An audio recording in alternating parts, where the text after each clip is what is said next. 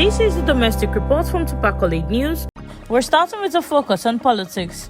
Edo State Governor Monday Okpebolo has defended his remarks urging Labour Party's Peter Obi to obtain security clearance before visiting the state, saying it was a matter of protocol, not a threat. His clarification comes amid condemnation from human rights lawyer Femi Falana, who called the remark an illegal threat and urged Obi to seek legal redress, as well as criticism from the African Democratic Congress and Obedience Movement. The governor's spokesperson insisted the comment was misinterpreted and stemmed from concern for public safety and rising insecurity. Obi allies, including Dr. Yunus Sutanko, also denied Okpebolo's claim that Obi once detained El-Rufai, calling it a complete falsehood. Still on politics, the Senate has warned suspended Kogi Central lawmaker Senator Natasha Akpoti not to force her way back into the chamber on Tuesday, insisting that no valid court order mandates her recall. Senate spokesperson Yemi Aderamudu stated that the court merely issued a no-binding advisory urging a review of her suspension and found no legal breach in the disciplinary action taken. He added that Natasha was yet to comply with the penalties for contempt, including a 5 million naira fine and a public apology. The Senate described her planned return as premature and disruptive, urging her to await due process. More on politics, Labour Party presidential candidate Mr. Peter Obi has expressed deep gratitude to Nigerians and supporters worldwide for the outpouring love as he marks his 64th birthday. Celebrating in line with his tradition of modesty and public service, Obi spent the day in Rome offering prayers for Nigeria. In a statement, he thanked members of the Obedience Movement and others who honored the day with acts of community service, recalling how he once redirected millions meant for birthday gifts towards education and public institutions. Obi reiterated his call for supporters to channel goodwill into helping the poor and strengthening struggling sectors, especially in the light of Nigerians' harsh economic realities. He pledged to continue supporting state-serving institutions and called on leaders to prioritize public good.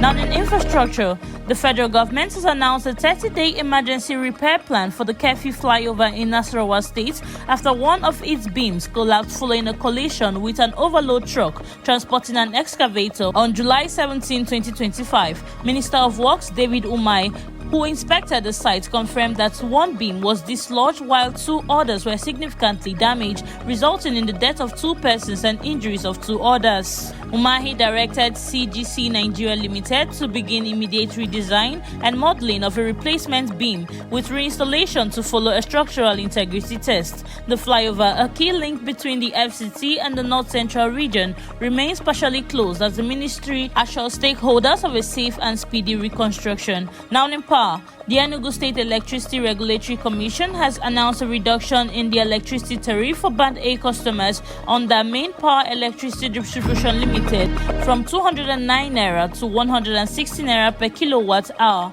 effective August 1st, 2025. The Commission, empowered by the Enugu State Electricity Law 2023, described the new rate as cost-reflective and aligned with the ongoing generation subsidies, while Band A customers will pay 160 kWh. Tariff for Band B to E remain frozen. However, Okonkwo warned the new Band A rates may be unsustainable if federal subsidies are removed. The Commission also mandated strict service compliance for main power, including daily public reports for supply hours. Any Band A feeder that fails to meet the required service level for 7 consecutive days will be downgraded automatically. These developments marks a major step in Enugu's quest for an autonomous, consumer-focused electricity market following the 2023 Constitutional Amendment and Electricity Act. Now in health, with its 21-day ultimatum to the federal government set to expire on July 23rd, the Nigerian Medical Association has warned of a nationwide strike if its demands are not met. NMA President Professor Bala Aldu, in an interview, reiterated the association's rejection of a controversial circular from the National Salaries, Income and Wages Commission, describing it as a breach of prior agreement and a threat to doctors' welfare. Despite ongoing engagement with government officials, including Ministers of Health and Labour, the NMA says the time is running out and insists the circular must be withdrawn. The Katsina State branch also issued a communique denouncing the directive and warned for potential service disruption if issues remain unresolved. Now in crime.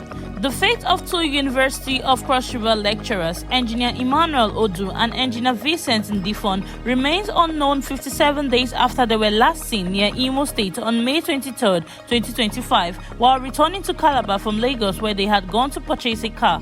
The duo, both 32-year-old childhood friends and staff of the Mechanical Engineering Department, have not made contact since, prompting growing concerns from the university community and their families.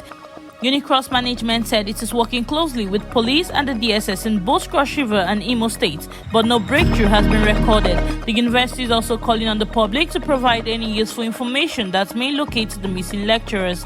That is domestic news updates. For now, on to Accolade News. To stay with us for more domestic updates and development. I am Blessing Bassi.